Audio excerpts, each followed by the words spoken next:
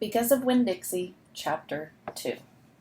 That summer I found Winn-Dixie was also the summer me and the preacher moved to Naomi, Florida, so he could be the new preacher at the Open Arms Baptist Church of Naomi. My daddy is a good preacher and a nice man, but sometimes it's hard for me to think about him as my daddy because he spends so much time preaching or thinking about preaching or getting ready to preach. And so, in my mind, I think of him as the preacher. Before I was born, he was a missionary in India, and that's how I got my first name. But he calls me by my second name, Opal, because that was his mother's name, and he loved her a lot. Anyway, while me and Winn-Dixie walked home, I told him how I got my name, and I told him how I had just moved to Naomi.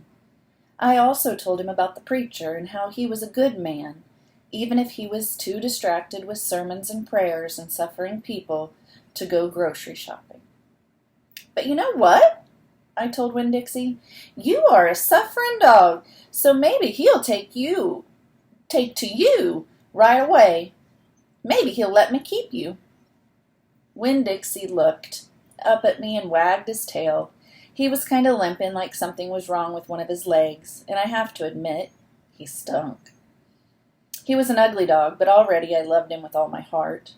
When we got to the Friendly Corners trailer park, I told Winn-Dixie that he had to behave right and be quiet, because this was an all-adult trailer park, and the only reason I got to live in it was because the preacher was a preacher and I was a good, quiet kid. I was what the Friendly Corners trailer park manager, Mr. Alford, called an exception. And I told Winn-Dixie he had to act like an exception too. Specifically, I told him not to pick any fights with Mr. Alford's cats or Mrs. Detwiller's little yappy Yorkie dog, Samuel. Winn-Dixie looked up at me while I was telling him everything, and I swear he understood. Sit, I told him when I got to my trailer. He sat right down. He had good manners. Stay here, I told him. I'll be right back.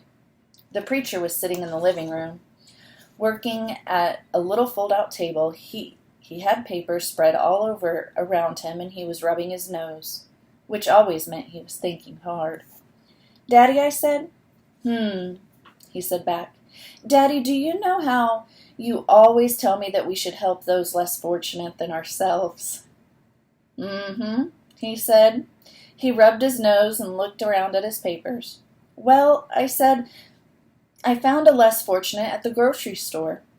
Is that right? He said. Yes, sir, I told him. I stared at the preacher really hard.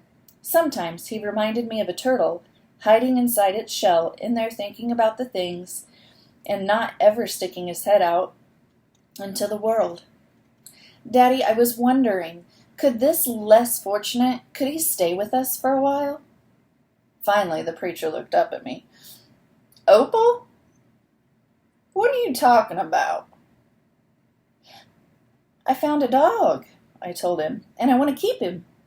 No dogs, the preacher said. We've talked about this before. You don't need a dog. I know it. I know I don't need a dog, but this dog needs me. I went to the trailer door, and I hollered, Winn-Dixie! Winn-Dixie's ears shot up in the air, and he grinned and sneezed, and then he came limping up the steps into the trailer and put his head right in the preacher's lap, right on top of a pile of papers. The preacher looked at Winn-Dixie. He looked at his ribs and his matted fur and the places where he was bald. The preacher's nose wrinkled up. Like I said, the dog smelled pretty bad. Winn-Dixie looked up at the preacher. He pulled back his lips and showed the preacher all of his crooked yellow teeth and wagged his tail and knocked some of the preacher's papers off the table. Then he sneezed and more papers fluttered to the floor. What did you call this dog? The preacher asked. Winn-Dixie, I whispered. I was afraid to say anything too loud. I could see that Winn-Dixie was having a good effect on the preacher. He was making him poke his head out of his shell. Well, said the preacher, he's a stray, if I've ever seen one. He put down his pencil and scratched Winn-Dixie behind the ears. And a less fortunate, too. "Are you looking for a home?" the preacher asked, real soft, to Winn-Dixie. Winn-Dixie wagged his tail. "Well," the preacher said, "I guess you found me."